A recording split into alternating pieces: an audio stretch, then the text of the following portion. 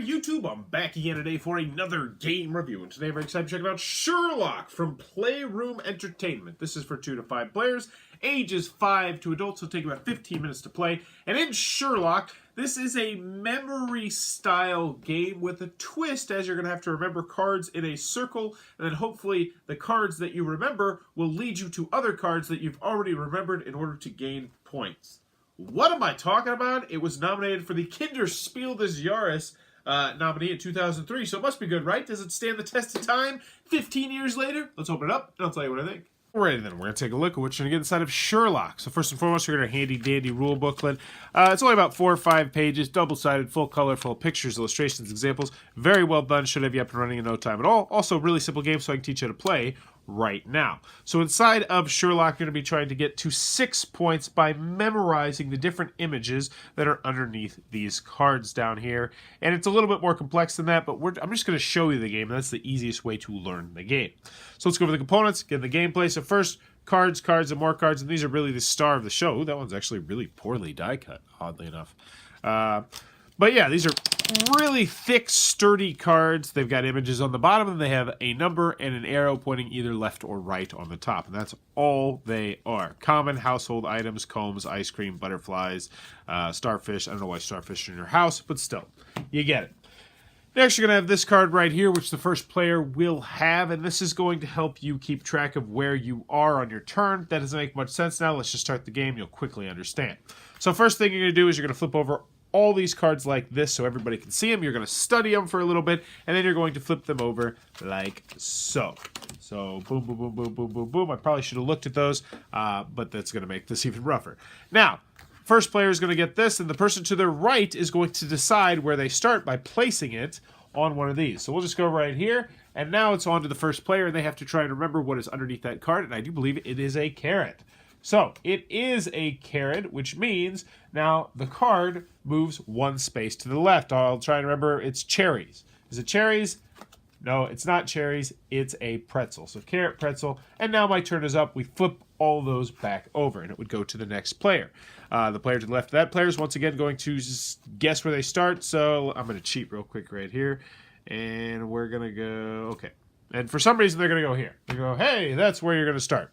So that first player would go, carrots, it's a carrot. And then they'd go 1 to the left and say, ha, this is the pretzel. And so they go 3 to the left. But I screwed that up. We're actually going to miscount. We're going to go 1, 2, 3. And then you'd say, hey, this is a alarm clock.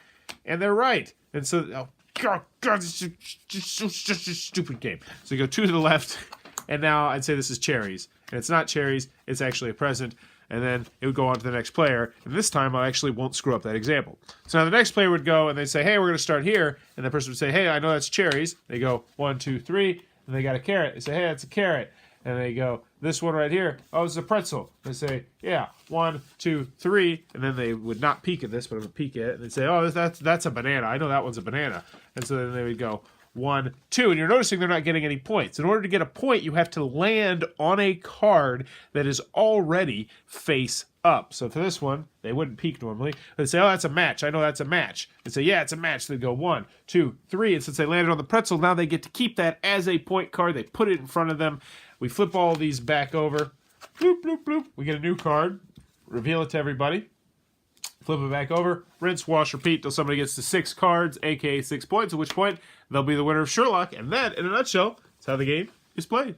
Alrighty then, Sherlock from Playroom Entertainment. What are my final thoughts? Let's go over the pros, let's go over the cons. First, on the con side, game's not going to be for everybody for a variety of different reasons. This is a children/family game, and that's about the only categories that I would put this in. Maybe a party game, but probably not for most people. I don't think this is going to fit into that party game category. So children's/family game. And just to differentiate those two, in case you haven't watched any of my videos, I consider a children's game to be a game that you can teach them the game and they can play it by themselves. And this one definitely is in that category. I think you can play it by themselves. But that means very little strategy. The only strategy in this game is, hey, I'm going to try and remember what's under all these cards. That's it. That's the whole strategy. It is a memory game. If you do not like memory games, this one will not be for you. Also, the inherent problem with all memory games is that if you're really good at memory games, you're going to crush people who are not really good at memory games. So there you go. It's also repetitive. You're going to be doing the same thing over and over and over and over and over and over and over again. Your turns can be really stinking quick, or they can drag on for a minute or so. And it is kind of frustrating when you have one of those really quick turns that if you're playing with 5 players, it takes like 3 or 4 minutes to get back to you, because this game, it's very simplistic, and for a lot of adults, they're going to be bored. I know I was a little bit bored when I played it with the kids in my classroom. When I played it with my son, I was slightly bored. But moving on to the pros, it is a great children's game, and I think it's a very good family game. And that's what you need to know here. If you're looking for a game for kids aged 5 to 11 or 12, this is definitely one I can recommend. The kids in my class had a blast with it. My son had a blast with it. It was not my favorite game to play, but they were having so much fun that I didn't really care. What do I like about it? It's different. It's just a different game. And it's kind of hard to explain. It's just one of those games that it's easier to teach, but if you teach it as you play it, I mean, you can literally have this thing up and running in about a minute, which is great. The rules are clear and concise, which is always a good thing. Component-wise, aside from that one component, which I noticed was poorly die cut, which was odd, very nice component. Like, these are thick, sturdy cards, which is great.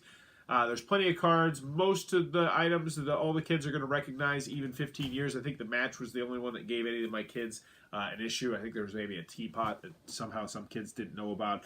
But in the end, I like this game. I don't mind the artwork. Rule book looks well done.